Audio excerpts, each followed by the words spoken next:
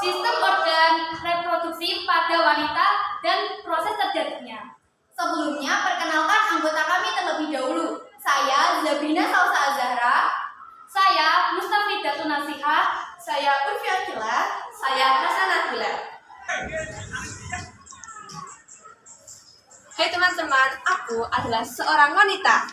Nah, ada apa aja sih organ dalam sistem reproduksi wanita dan bagaimana proses yang terjadi? Yuk kita bahas.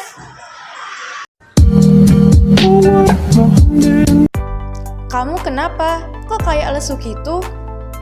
Iya Urfi, tadi di sekolah ada teman yang udah mens. Terus pada ngejekin aku karena aku belum tahu tentang organ reproduksi. Aku kan jadi malu mau bertanya, tapi sama siapa? Ya elah Sal, sini. Kebetulan aku punya video tentang organ reproduksi wanita. Sekalian aku jelasin. Kita mulai dari luar ya. Bagian-bagiannya itu ada labia mayora, labia minora, lubang vagina, uretra, dan klitoris. Nah, yang pertama, klitoris. Klitoris adalah organ seksual perempuan yang sangat sensitif terhadap stimulasi. Selanjutnya, vagina. Bagian yang tampak dari luar ini disebut liang atau lubang vagina, Sal. Dan bagian dalam inilah tampak vagina secara keseluruhan. Vagina sebenarnya termasuk organ reproduksi bagian dalam ya. Vagina adalah organ hubungan seksual pada perempuan. Selain itu, vagina berfungsi juga untuk jalan lahir bagi bayi yang sudah siap dilahirkan. Paham ya? Sekarang kita lanjut lihat organ di dalamnya ya Sal. Nah ini dia organ reproduksi yang selanjutnya. Ada serviks, rahim, tuba falopi, dan indung telur. Serviks atau leher rahim menghasilkan lendir yang berfungsi untuk membantu sperma masuk ke dalam rahim. Selain itu, juga berfungsi untuk menghalangi masuknya bakteri ke dalam rahim. Lanjut ya, satu buah uterus atau rahim berfungsi untuk tempat perkembangan janin. Selain itu, dinding rahim bagian dalam atau endometrium akan mengalami peluruhan setiap bulannya yang kita sebut sebagai menstruasi. Menstruasi terjadi jika sel telur tidak dibuahi oleh sperma, sedangkan jika sel telur dibuahi oleh sperma, terjadilah kehamilan, yang kemudian akan berkembang bertambah besar menjadi bayi di uterus atau rahim.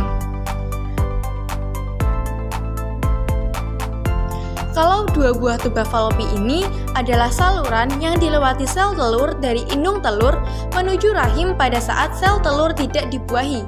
Selain itu, tuba falopi ini juga berfungsi tempat terjadinya pertemuan antara sel sperma dan sel telur. Terakhir adalah dua buah ovarium atau indung telur kanan dan kiri yang berfungsi menghasilkan satu sel telur secara bergantian setiap bulannya. Selain itu, indung telur juga berfungsi memproduksi hormon estrogen dan progesteron. Hormon ini berfungsi menjalankan fungsi reproduksi pada perempuan. Salah satunya berperan dalam proses menstruasi atau pada saat perempuan tersebut hamil. Gimana Sal? Udah paham belum? Udah Vi, aku udah paham gimana wanita itu bisa menstruasi dan hamil.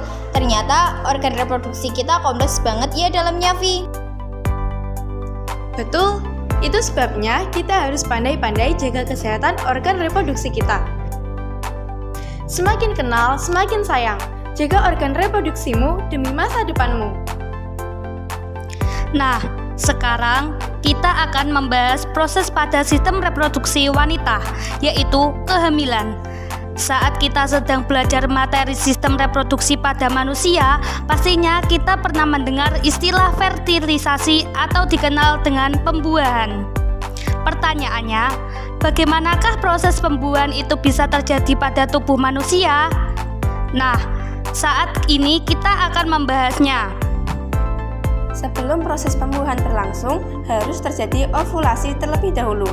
Ovulasi yaitu keluarnya sel telur dari ovarium atau yang dikenal dengan indung telur, yang normalnya terjadi setiap bulan. Di dalam ovarium wanita ada banyak sel telur. Namun, dalam setiap bulannya ada satu sel telur yang berada dalam sebuah kantung, yaitu folikel. Setelah matang, sel telur akan keluar dari folikel, sehingga terjadilah ovulasi.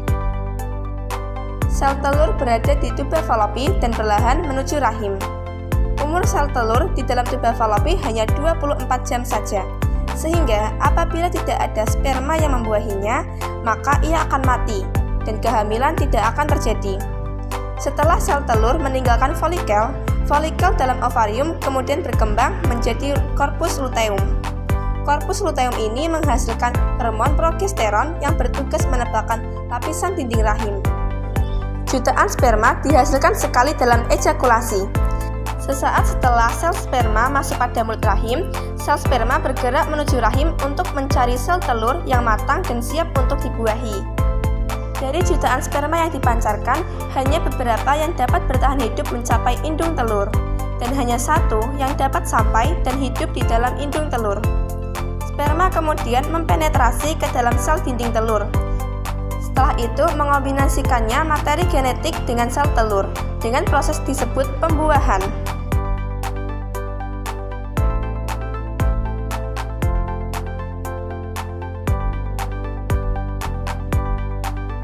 Sel telur yang sudah mengalami pembuahan selama perjalanannya menuju rahim, zigot akan mengalami beberapa perubahan. Di dalam rahim, zigot akan menempel pada dinding rahim, dan disinilah zigot akan berkembang menjadi embrio, dan akhirnya akan menjadi janin. Berikut adalah perkembangan janin setiap bulannya. Terima kasih sudah menonton video kita. Semoga bermanfaat. Wassalamualaikum warahmatullahi wabarakatuh.